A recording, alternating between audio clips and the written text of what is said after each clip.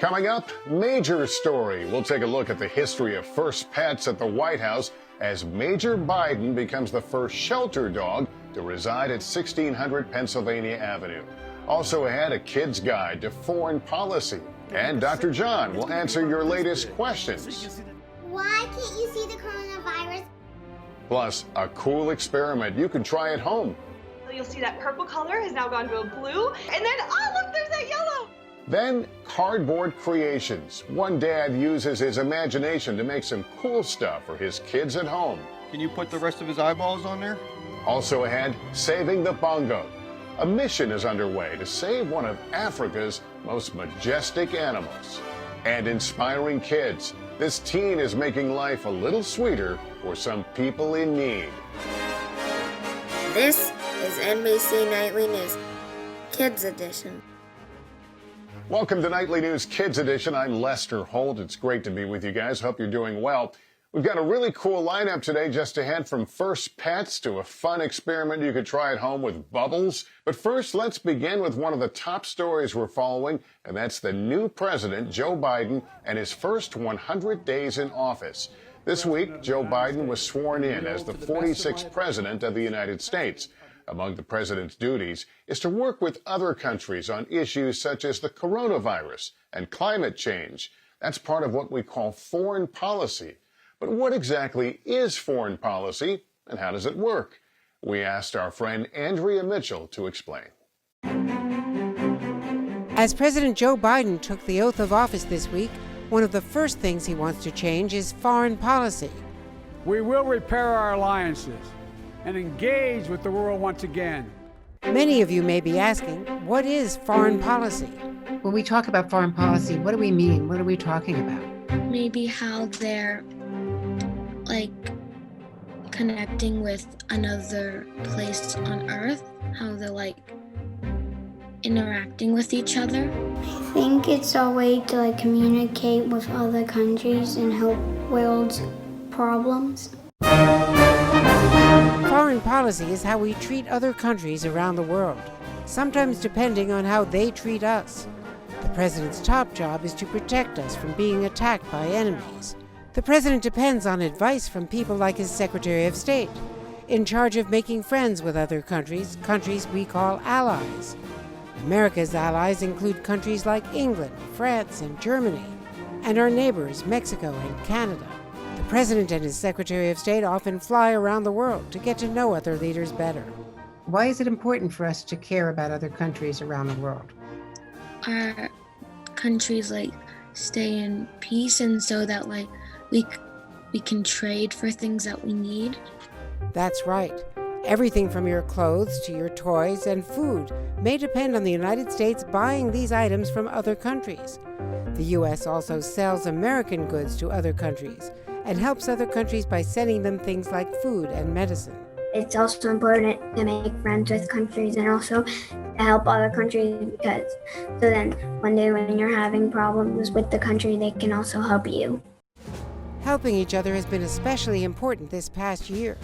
Since the pandemic, scientists in many countries have cooperated to help people sick with the coronavirus. It's absolutely important for all of us to understand our relations with other countries, because look, for instance, at the new COVID vaccine. That was done by cooperation among people in a lot of different countries. Even issues like immigration and climate change are all part of foreign policy. If our country has clean air and your neighbor does not, well, it can hurt us both. And while the United States is a democracy, many countries don't have the freedoms we have. Part of the president's job is for America to set a good example to the rest of the world.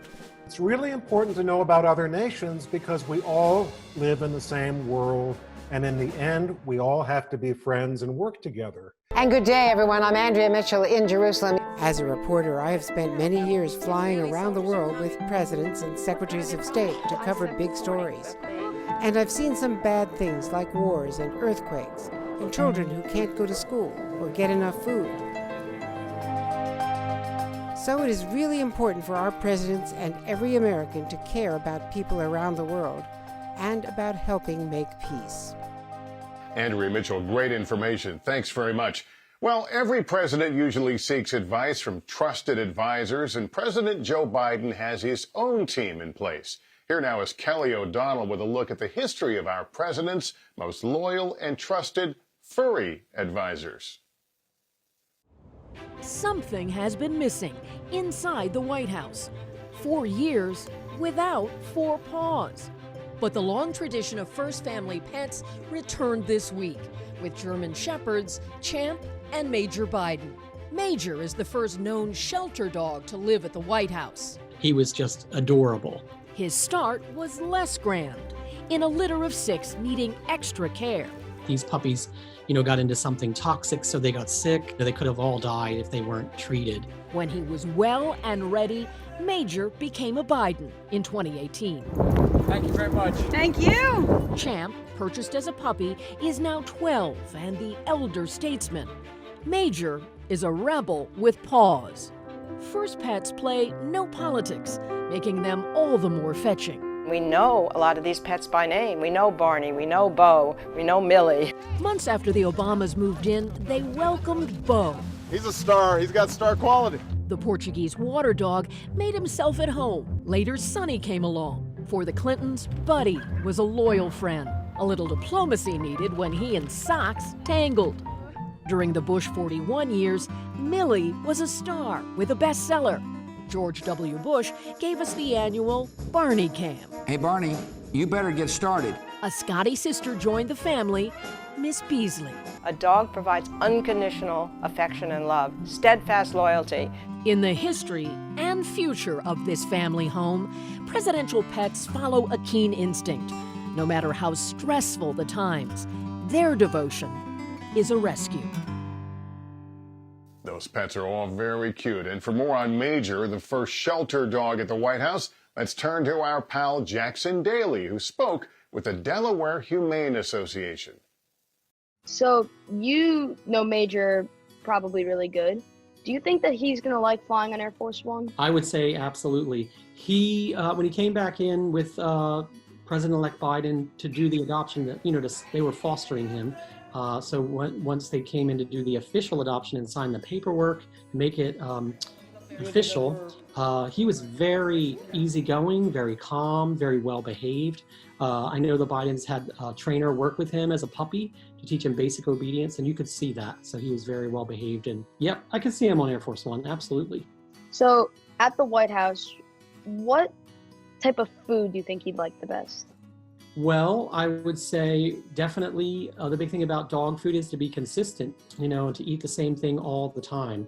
You would think it'd be great for Major to have wonderful food from the kitchen, the White House kitchen from the chef, but you probably should eat dog food. Good, high quality dog food, obviously. When he goes out for a walk when he's in the White House, will he have like Secret Service around him? I would imagine he probably will have Secret Service around him.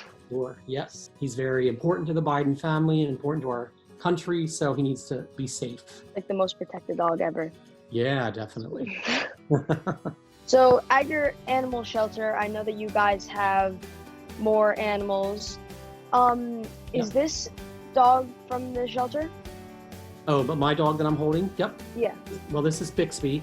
He is my dog, but he was adopted at DHA about 1.5 years ago. He's just a little scruffy terrier. He's only 1.5 years old, and he's from the South. We often in Delaware, a lot of the shelters in the Northeast, we transport dogs from the South because there's just so many that need a new home. What other type of animals or dogs do you have at the shelter that people can adopt? Well, at our shelter, we have dogs and cats only. I think that's one of the misconceptions, or people don't understand about shelters. Sometimes they think that we only have like one type of dog, or that they're broken, or they're a problem, they have issues like with their behavior and so forth. But that's not necessarily true. Well, thank you for your time for this interview, Patrick. All right, that's great. Thank you. Great to meet you. Jackson, terrific work. Thanks as always. Let's turn now to another story we continue to follow, and that is the coronavirus. We know you have questions, so let's get straight to them as we always do. Joining us in our Ask the Doc segment is Dr. John Torres. Dr. John, our first question is another one that I haven't really given a lot of thought to. I'm curious to hear your answer. Here it is. Hi, my name is Aisha, and I want to ask you a question. Why can't you see the coronavirus, and how can you see it? I think that's a good question, Doctor. Why can't we see it? I mean, is there something you can put under a microscope, maybe? It is something you put under a microscope, a special one called an electron microscope, because it is so small. So let me put this in perspective. If you take a pen or a pencil and put a dot on a paper and put it under a microscope, it's going to be about this big. If you look at a bacteria, which is something else that can make us sick, it's going to be about this big. And so you can see the difference there. But then if you end up getting a virus like coronavirus, it's going to only be about that big. And it's really hard to see the ball here, but it's very, very small. And that's why you can't see it when you're looking around, but scientists can see it when they use their very special microscope to track it and find out why it makes us sick and what we need to do to fight it. You have always got the perfect props for every question, Dr. John. Thanks very much, as always. You bet. All right, well, now here's a fun story about something I bet you never really thought much about. Cardboard. Yes, all those leftover boxes you have lying around. Well, there's one family taking old cardboard and turning it into creative solutions. Our friend Kevin Tibbles thought he'd explore the cardboard crafts for himself. You want to cut this out? Oh, the things you could do with a big piece of cardboard, a little time, and a lot of imagination. For the Kramers in Pittsburgh, cardboard creations have become a family affair, turning empty boxes into afternoons filled with fun. Dad Elliot came up with the idea one day when he looked in the recycling box.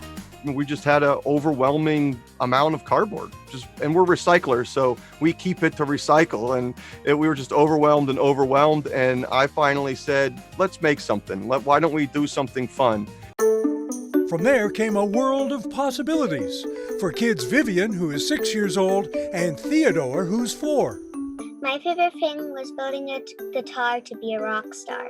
My favorite thing was building a sled. Everything from a rocket ship to hats, a crown, racing cars, airplanes, and suits of armor fit for the knights of old. Everything we made, we found objects from around the house. So if you're sitting at home thinking what to do or what can I play with, just use your imagination. Think big, think bold, and see if you can find it. And with so many people shopping over their computers these days, there's plenty of cardboard to play with. Can you cut out a circle? Make sure your box has been sitting around for a while or you've wiped it down just to make sure that you're staying safe from COVID. And when staying home because of the pandemic, the good part is you can create all by yourself, with your brother or sister, or an adult. Can you put the rest of his eyeballs on there? Quality family time? Yeah, I mean, I guess we're forced to have family time during COVID, so why not make it fun? Elliot has even started a free online website with easy-to-follow instructions so kids everywhere can turn quarantine into quarantine fun. Whoa! Okay, Elliot. Well, I've got a box left over from the holidays.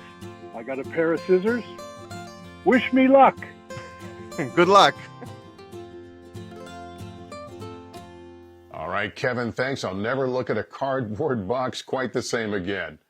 Time now for our pop quiz, where we have a little fun and put you to the test. We know you love animals, so we hope you have a little fun with this one. The question is, what is the biggest animal in the world? A, polar bear, B, blue whale, C, elephant, or D, giraffe? We'll have the answer after the break. Just ahead, saving the bongo. Plus, a teen baking desserts to make life sweeter for people in need. And bubbles. And so the more dry ice that you have in here, the more bubbles you'll see. Kate the Chemist is back with a really cool experiment you can try using bubble bath solution. Welcome back to Nightly News Kids Edition. Let's get the answer now to our pop quiz. The question, what is the biggest animal in the world? A, polar bear, B, blue whale, C, elephant, D, giraffe. The answer is B, the blue whale. Blue whales can weigh close to 200 tons and can measure in length up to 100 feet. They are the largest animals ever to live on Earth. Speaking of animals, half a world away on the African continent, a desperate race is underway to save that continent's majestic animals from extinction. You may have heard of the black rhino, the African elephant, the cheetah, but there are over 1,000 more animals in trouble. The good news, the decades-long efforts to save one African species are finally showing success. Our friend Kerry Sanders has been tracking the progress. We are 8,000 miles from Kenya, Africa. We're in rural Florida, Loxahatchee, where scientists are working to save what is an endangered species, the bongo. It's a lyrical, fun name to say, Bongo. Go ahead and say it. Bongo.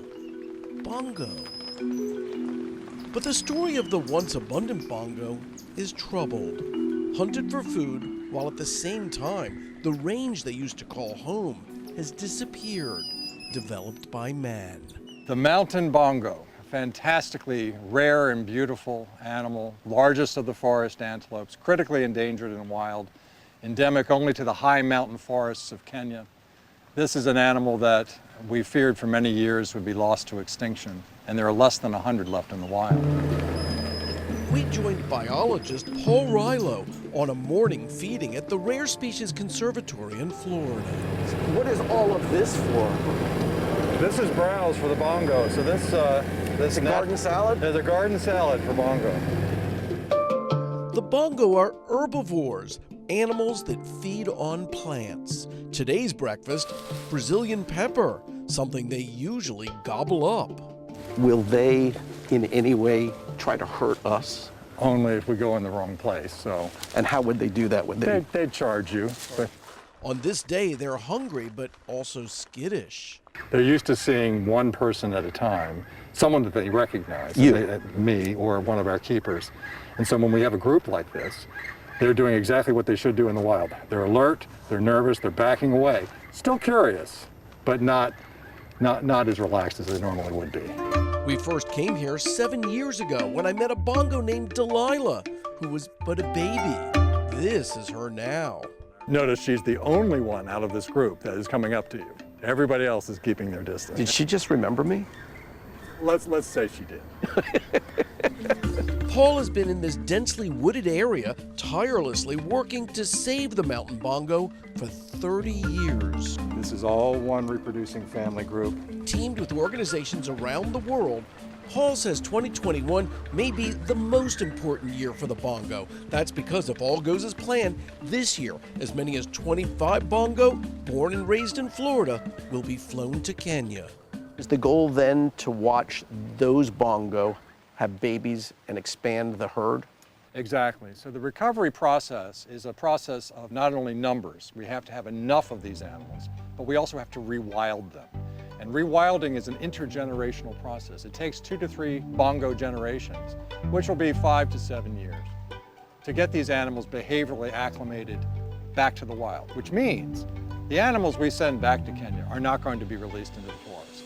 Their offspring and their offspring will be gradually released back into the forest so that we build the local numbers and also train these animals naturally to survive.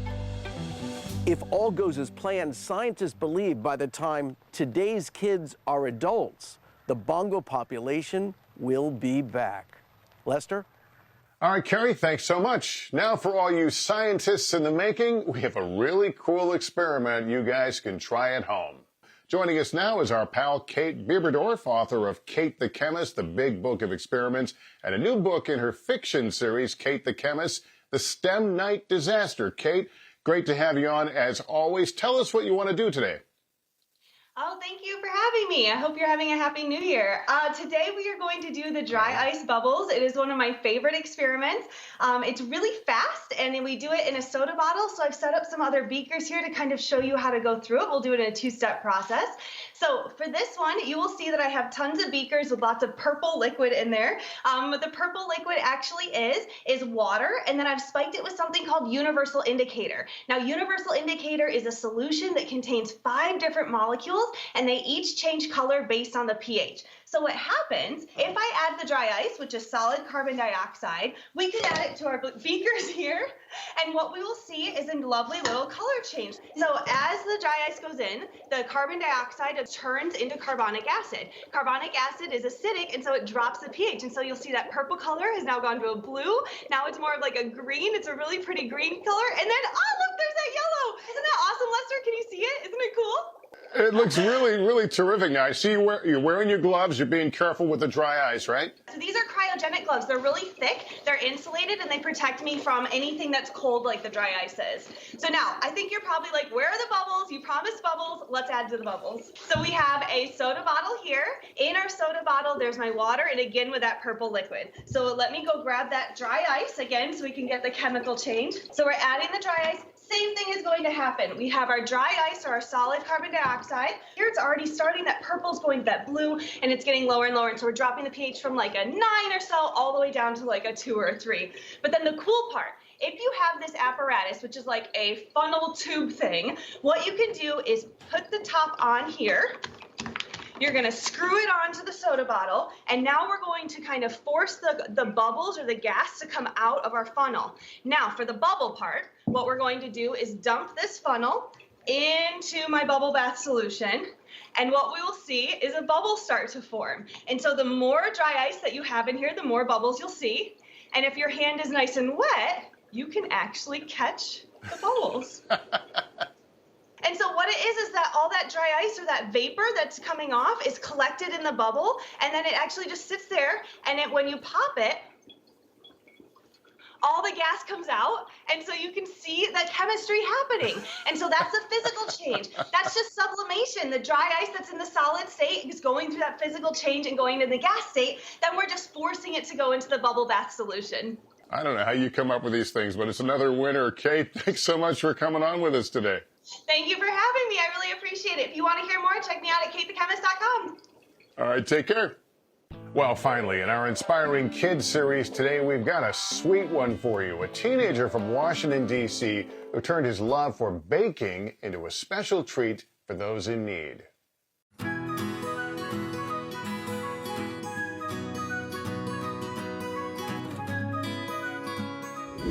Michael Platt has a recipe for success. Yeah, it's really cool just to know that what I'm doing and I'm doing something that I love to do, but it's still helping other people and it's still making a difference in people's lives. In 2016, the teen started his very own bakery, Michael's Desserts. For every baked good purchased there, one is donated to a homeless shelter. I feel like everybody should do something in their community or do something to solve a problem. One of the problems in his community is the lack of food for some people. And since the pandemic hit, more families are in even greater need. So Michael decided to add another ingredient to his mission. Kids aren't in school. They aren't getting the meals that they would have gotten from school. So giving them a snack pack and hold them over, maybe from dinner to dinner or from dinner to lunch. We're just doing that much more. First things first, we have some almonds. These are 100-calorie almonds, high in fat and high in protein, and they are amazing. He's now donating snack packs filled with healthy food to food pantries in the Washington, D.C. area.